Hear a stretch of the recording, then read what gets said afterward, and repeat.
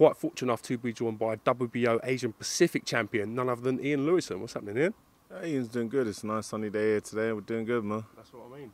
Back in the sort of in the South London area of Brixton. How has life been treating you since we last caught up? I can't complain. Do you know what? I'm quite fortunate in life. I'm happy. I'm not going without anything. So you know what? As much as I'd like things, I'm content. We last saw you out in a great fight against Dillian Whyte. Probably not the best shape we've seen you in your career. You probably got a lot of criticism after that. What have you done to put things right since then? Do you know what? The facts are, it is what it is. It was a good fight, and I still think it was a fight. It was an entertaining fight, but obviously, as people saw for themselves, I weren't in the sort of shape that I should have been in. But prior to it, I'm not making no excuses. He got the win.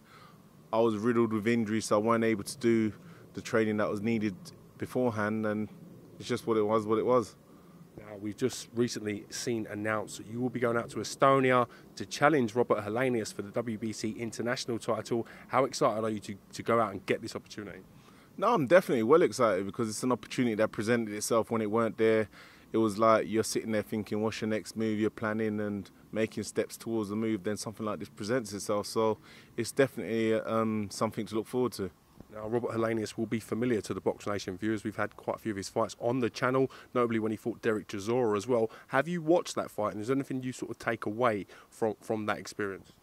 I watched the fight as and when it happened. That was so many years ago. But to be fair, I haven't gone back and watched over it because I don't tend to do that. I tend to just turn up and fight, and then I'll deal with whatever's in there at the time.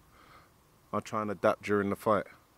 Now, you've been given these opportunities before. You was called out to go to China to get a chance for this WBO title and stun the hometown favourite. Do you expect more of the same when you go to Estonia?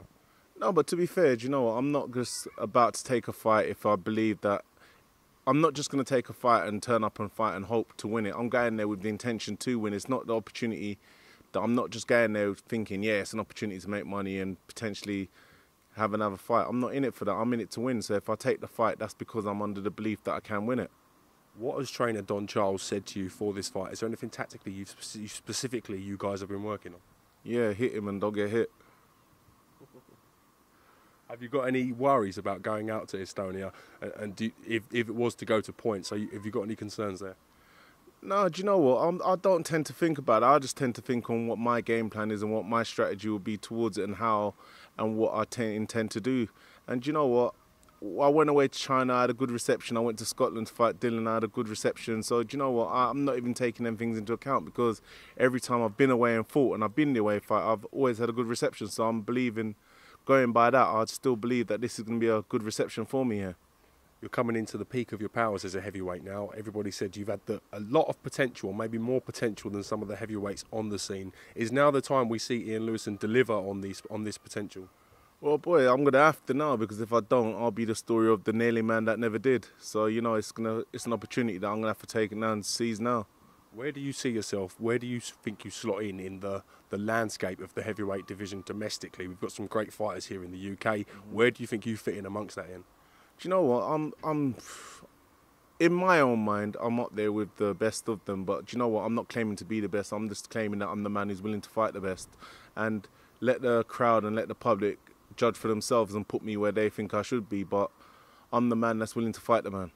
Now, if you are successful and beat Robert Helenius in Estonia, you will automatically get up the WBC rankings and potentially a shot at WBC champion Deontay Wilder. What are your thoughts on Deontay Wilder as a champion? Well, you can't floor him. You can't floor him because at the end of the day, he's gone on, he's unbeaten, he's still got the title, he's had however many defences, and he's knocked near enough everyone out but one. So you can't fault him on anything right about now. Are you excited potentially? Does it please you, the fact that you're getting high up the rankings and you can see maybe a light at the end of the tunnel? No, of course. You know what? It allows you to put focus towards what you're doing now because where you're going into things blind and you're hoping and wishing for opportunities to present themselves, sometimes the opportunities come when you least expect them. And that's what's happened on this occasion. It's been a case of where I was sitting there contemplating what's my next move, and then, do you know what? This opportunity has presented itself. It's like what Richard Branson says. If an opportunity presents itself, you don't turn it away and try to learn how to do it. You take the opportunity and you learn on the job. And that's the attitude that I'm adopting. So you know what? I'm taking this opportunity and hopefully I can get the win and then we can progress from there. It is a really sort of unstable environment in the heavyweight division. We saw Shannon Briggs was meant to face Oquendo. That fight hasn't taken place. So again, that leaves the WBA regular title floating about. So everybody want to stake a claim and get their eyes on these fights. And that's what you're finding at the minute now. Everyone's calling out everyone. Everyone's trying to create some Twitter beef or some online beef so that they can create a fight for themselves, i.e. against whoever's mandatory, so they can create some hype behind it and make it a fight that the public want. And that's what everyone tends to be doing right now. Beef sells. People say that they make their name back on the back of this social media sort of events and stuff. Would that be a fair statement? I would say, yeah, beef creates interest, and interest creates monies for the fighters involved, because if the two parties involved are drawing big crowds, then obviously the two parties involved are going to get paid well. Give me a fight prediction for your fight against Robert Helenius. How do you see the fight ending? I genuinely see me stopping him, and that's honestly what I'm going by. I think I'm going to stop him.